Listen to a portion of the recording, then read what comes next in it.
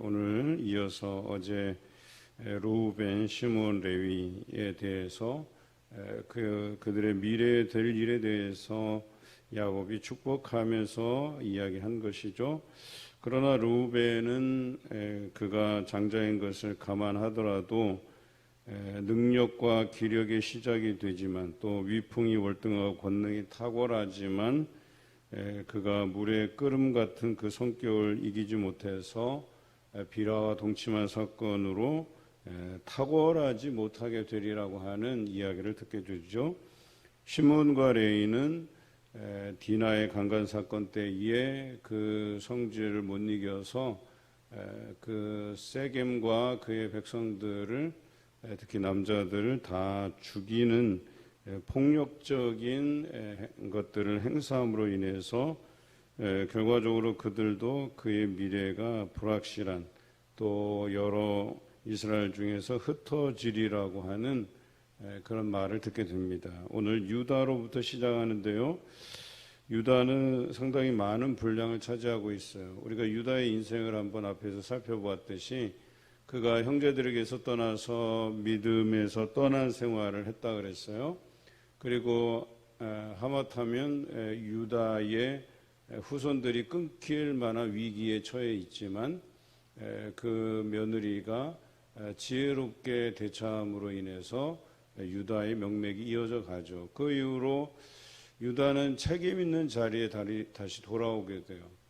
그 전까지만 해도 그 요셉을 미워해서 팔아넘기자고 제안했었는데 이제는 책임 있는 사람으로서 그들이 대흉년 때에 식량을 구하러 가잖아요. 그때에 베냐민을 데려오라고 하는 요셉의 요구에 야곱을 설득하게 돼요. 자기가 책임지겠다는 거예요. 이제는 책임지는 위치로 그가 돌아왔다는 거예요. 그리고 요셉이 베냐민을 남기고자 할 때 유다가 나서서 중재합니다.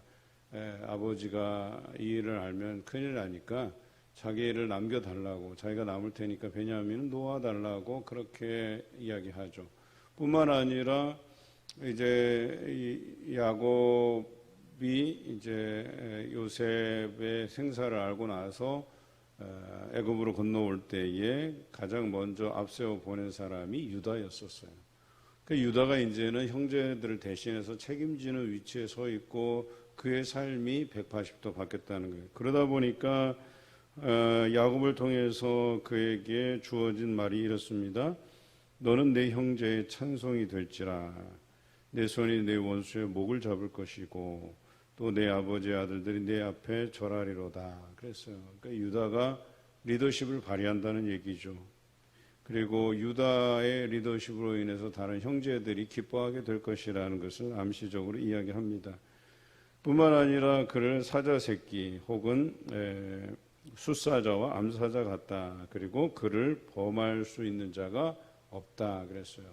그러니까 굉장히 전투적이에요. 그러니까 우리가 흔히 이야기하는 사자에 대한 이야기들은 그 위풍당당함 그리고 용맹함을 상징하는 동물이지 않습니까? 마찬가지로 여기에서 그가 그 형제들 중에 뛰어난 인물이 될 것이고 또 그를 범할 수 있는 지파나 형제나 또 이방족들이 없다. 이렇게 표현한 것과 같죠. 10절에 보면 이제 그리스도의 탄생에 대한 예고가 나오는 거예요. 그래서 유다를 떠나지 아니하며 통치자의 지팡이가 그 발 사이에서 떠나지 아니하기를 실로가 오시기까지 이르리니 그에게 모든 백성이 복종하리로다 그랬어요. 뭐 규라는 표현 나오고 통치자의 지팡이 뭐 이런 표현들이 다 그리스도를 상징하는 표현들이에요. 그래서 유다의 족보에서 그리스도가 탄생할 것에 대한 또한 이야기가 나오고 있죠. 11절에 나귀라고 나오죠. 근데 뒤에 보면 이사갈 지파를 이야기할 때 건장한 나귀가 또 나와요. 그럼 이 나귀와 그 나귀는 다른 거냐? 달라요. 앞에서 나온 나귀는 풍요로움을 상징하는 나귀예요. 그래서 포도나무에 매어서 또 그의 암나귀 새끼를 아름다운 포도나무에 맨다 그랬어요. 그러니까 이것은 노동하는 의미에서의 나귀가 아니에요. 그러나 이사갈 지파를 이야기할 때 14절에 이사갈은 양의 우리 사이에 꿇어 앉은 건장한 나귀로다. 건장한 나귀라는 게 노동을 상징해요. 그러니까 앞으로 이 이사갈은 일을 하면서 열심히 이렇게 부지런해야만 먹고 살 수 있게 만드셨다라고 하는 것이죠. 그러나 유다는 누린다는 표현이에요. 그래서 포도나무에 메어 두고 그 옷을 포도주에 빨며 그의 복장을 포도즙에 빨리로다. 옷을 갖다가 포도즙에 빠는 경우가 어디 있어요? 뭐 염색한다고 해석하더라도 얼마나 포도가 남아나면 포도나무로 빨고 포도나무로 염색하고 그러겠어요. 그러니까 유다의 풍요로움을 상징하고 있다라고 하는 것이죠.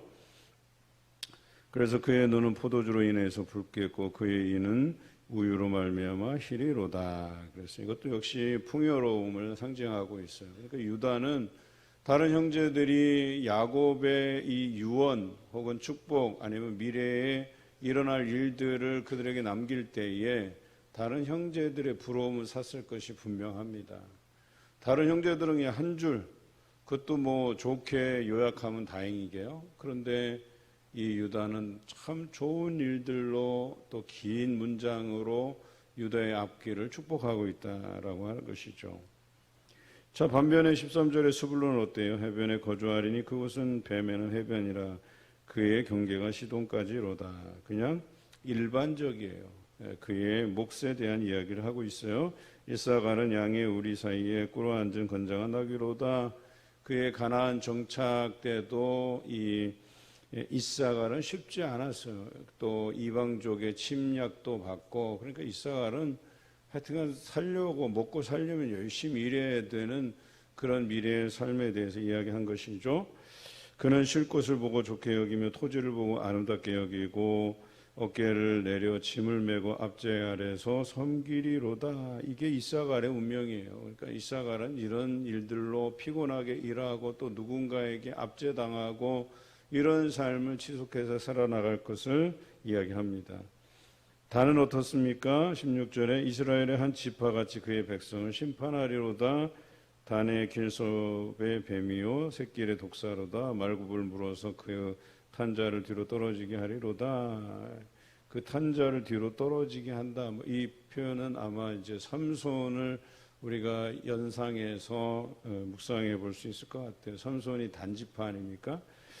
이 단지파도 역시나 좀 피곤한 인생이에요. 그러니까 남의 그 탄자의 뒤를 물어서 말굽을 물어서 떨어지게 하는 그런 역할들.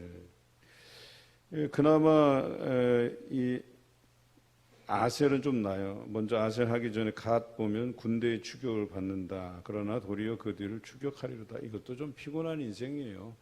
그러니까 쫓고 쫓기는 그런 인생에 대한 부분을 이야기하잖아요. 그러나 아셀은 짤막한 부분이지만 그래도 좀 나아요. 나는 먹을 것을 아셀에게서 나는 먹을 것은 기름진 것, 그가 왕의 수라상을 차리리로다.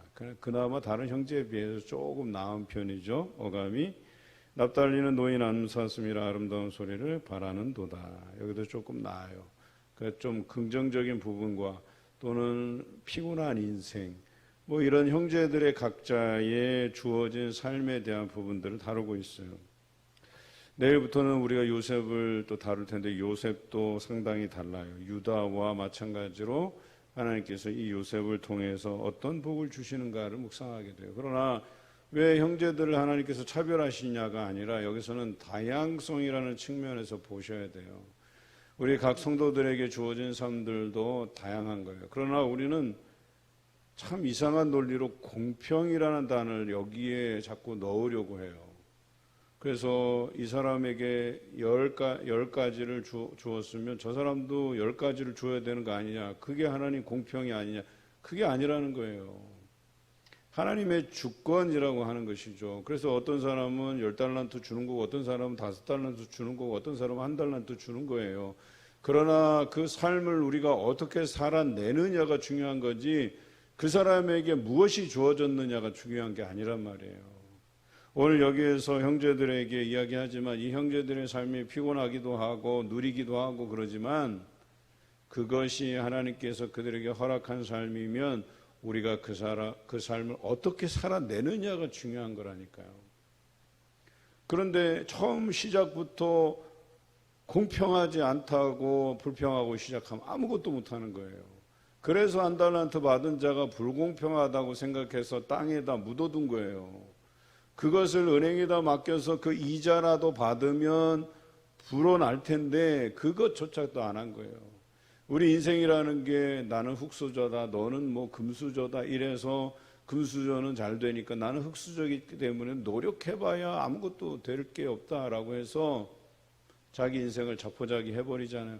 아무것도 이루지 못한다는 거예요. 그렇게 해서 우리에게 주어진 환경은 여러 가지 다양성이 있는 측면도 있고 다른 거예요. 그러나 그것을 우리가 어떻게 살아내느냐가 중요한 거예요. 거기에서 하나님의 공평을 이야기해야 되는 거예요. 그래서 하나님께서는 우리의 환경은 다 다르지만 주어진 것도 다 다르지만 하나님의 자녀로서 우리가 희망을 가지고 살아가게 하시는 그 측면에서 공평하신 분이에요. 그래서 그들의 삶을 살아낼 때 하나님께서는 공평하게 그들에게 뭐예요? 열매가 있는 삶을 살게 하신다는 거예요. 그래서 10달란트 받은 자가 10달란트를 남기고 5달란트 받은 자가 5달란트를 남기는 거예요. 그 공평함을 인정하고 살아갔더라면 1달란트 받은 사람도 한 달란트를 남길 수 있다는 거예요. 그런 면에서 하나님께서 공평하게 역사하시는 분이시지. 그런데 처음 가진 거 가지고 이렇다 저렇다 이렇게 해서는 그가 하나님께서 주신 삶을 제대로 살아내지 못한다는 거예요. 오늘 이들의 그 야곱의 12 아들들에 대한 언급들을 보면 바로 그런 삶을 이야기하고 있는 거예요. 우리에게 주어진 삶, 거기에 대해서 하나님께서 뜻하신 바가 있으려니 믿고 우리가 그 삶을 어떻게 감당해내느냐, 어떤 열매 맺음이 있느냐, 하나님께서는 그것을 보신다라고 이야기하는 것입니다. 그런데 참 무의미한 것은 여기에서 많은 어떤 축복에 대한 이야기들, 앞으로 될 일에 대해서 긍정적으로 얘기했지만 이것이 그러면 영원히 이들이 아무것도 안 하는데 그냥 보장된 거냐? 그것도 아니라는 거예요. 이들이 살아가는 삶에 하나님께서 기대했던 것에 대해서 열심히 하나님을 따르고 신뢰하고 갔을 때에서야 비로소 열매 맺는 삶을 살 수 있게 되는 건데 그렇지 않으면 똑같아지는 거예요. 그래서 결과론적인 이야기지만 베냐민도 별 볼 일 없이 유다의 편에 섰지만 별 볼 일 없다가 유다의 흡수가 되잖아요. 그러니까 지파가 사라지는 거예요. 나머지 10지파 북왕국으로 분리해서 나라를 떼주고 아히야 선지자가 뭐라 그래요? 여로보암에게 다윗의 길을 걸으라고 분명히 충고합니다. 그런데 그들은 다윗의 길을 걷지 않았어요. 그래서 모든 왕, 북왕국의 모든 왕들이 악한 길을 걸었어요. 그러다가 망한 거예요. 그럼 남유다는 별 볼 일 있냐? 5 왕을 제외하고 그 5 왕은 하나님께서 함께해 주시는 좋은 날들을 경험했지만 나머지 이 요시야의 3 아들과 손자 이 마지막 4 왕은 유다의 마지막을 보내게 돼요. 하나님 앞에 악하게 행해요. 그러다 보니까 어떻게 돼요? 또 나라를 바벨론에게 넘겨주게 되잖아요. 그러니까 뭐예요? 결과적으로 남은 이가 유다 한 사람이에요. 이렇게 표현하면 유다만이 이 말을 기억하고 자신들이 어떻게 살아낼 것인가를 고민했다는 거예요. 그렇다고 해서 그들이 올바로 끝까지 잘 갔냐? 아니에요. 중간에 그렇게 잘못 섬겨서 어떻게 돼요? 나라를 잃었다가 거기서 에스겔의 그런 설득에 의해서 회개하고 70년 만에 다시 돌아와서 이제 유대 민족을 이루게 되는 것 아니겠습니까? 여러분 우리 인생도 마찬가지예요. 우리에게 주어진 것이 무엇이냐가 중요한 게 아니라 어떻게 살아가느냐. 내게 주어진 것을 가지고 하나님 앞에 어떻게 살아가느냐. 그러면 하나님께서 거기에 합당한 열매로 주신다라고 하는 것이죠. 이러한 것들로 누려가시고 또 그 삶 잘 감당해서 잘했다 칭찬받는 여러분 되시기를 주님의 이름으로 기원합니다.